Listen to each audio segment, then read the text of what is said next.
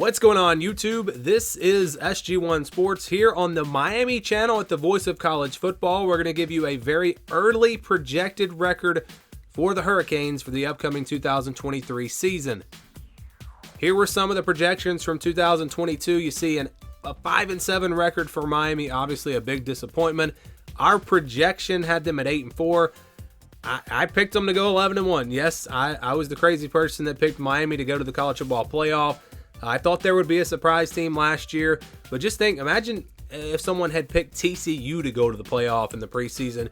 You probably would have thought that pick was crazy. So I took a chance, obviously missed on the Hurricanes.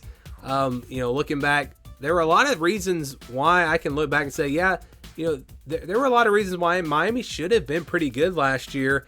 You look at the way Tyler Van Dyke played the year before, the new coaching staff, talent on the roster, but obviously it just didn't happen, and they had a very disappointing season. The FBI had them at 8.5 and 3.8. The over-under was at 8.5, so our projection was actually fairly, or not close really, but closer than some of the other numbers here for Miami, where it had them at 8-4. We'll see what it is for 2023. Again, here is the schedule, and this is the scale that we'll be using. So if it's a 50-50 game, that's a game where I think the spread will be less than a touchdown.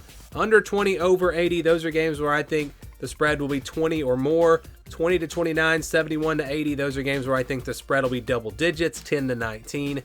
30-39, 61-70, those are games where I think the spread will be about a touchdown, 6, 7, 8 points, kind of in that range. So we'll start with the easier games, the easy wins. Miami of Ohio, Bethune-Cookman, I think both of those are pretty much guaranteed wins for Miami. No reason to expect either one of those games to be all that close. They should be favored by 20 or more in both of those matchups. And Temple is one that is kind of on the border there. Should they be in the blue? Should they be in the green? It is a road game. It's very early in the offseason. I haven't done a ton of research on the group of 5 teams, so I don't know at this point what to really expect from Temple. But just the fact that is a road game, and it really doesn't matter for the projection because the blue and green games are all counted as wins. So if you want to put that in the green, that is fine. Again, it will not change the projection. And there were some games here for Miami. This is one of the tougher teams that I've had to do because there were a lot of games that I felt like could really be in one of two different categories, and ultimately had to make that decision. But we'll go now to the games where I think they'll be favored by about a touchdown. Georgia Tech, Virginia, Boston College. I think they'll be favored in these games by at least 10. Virginia they're really in rebuild mode right now. Georgia Tech played, they had some momentum last year, but it's a home game for Miami. I feel like they'll be favored by 10 or 11 in that one. Boston College on the road, they're kind of in rebuild mode as well. So I do think Miami will be favored by a couple of touchdowns against Virginia and Boston College, and by at least 10 against Georgia Tech.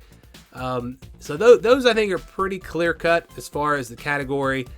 I considered Louisville here because it's a home game, but you look at where the teams finished last year. Louisville did finish above Miami, so that one was close for me. But these 3 games, I feel confident that Miami will be favored. So if they win the games where they're kind of a clear favorite in them, that would get them back to a bowl game. That would get them to 6 wins.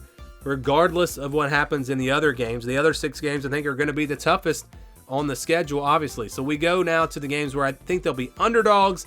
That's North Carolina on the road, Clemson, NC State, and Florida State. Also, both of those on the road, back-to-back, obviously going to be tough. I think Miami will be a touchdown underdog in all of these games. Maybe more against Clemson, but it is at home.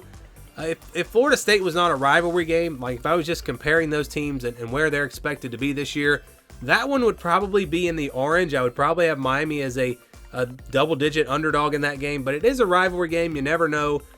Playing on the road, though, it'll be tough, and I think they'll probably be an 8 or 9 point underdog in that one.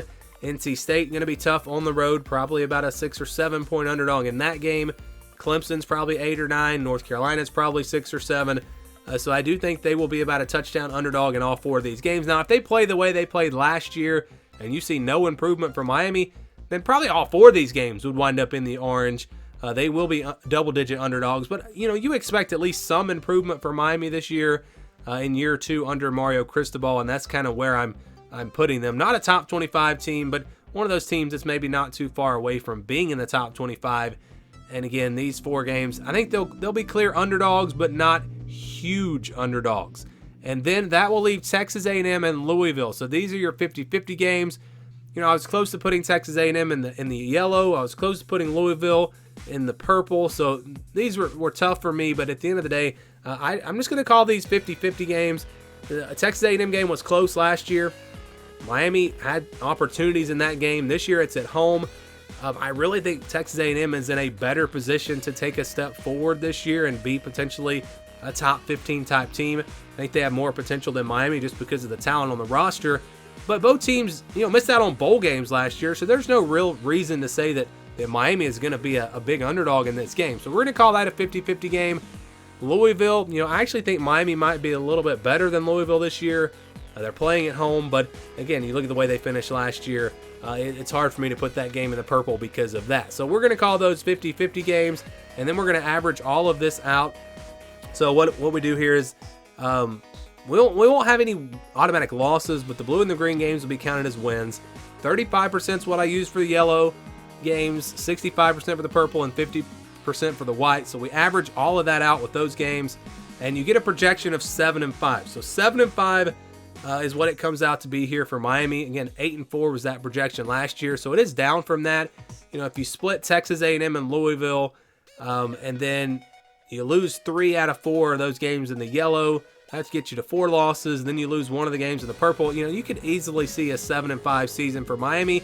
And given how they finished last year, 7-5 wouldn't be that bad with this schedule. So I think that's a very fair projection for the Hurricanes, and that's what our formula gives us, a 7-5 projection for Miami in 2023.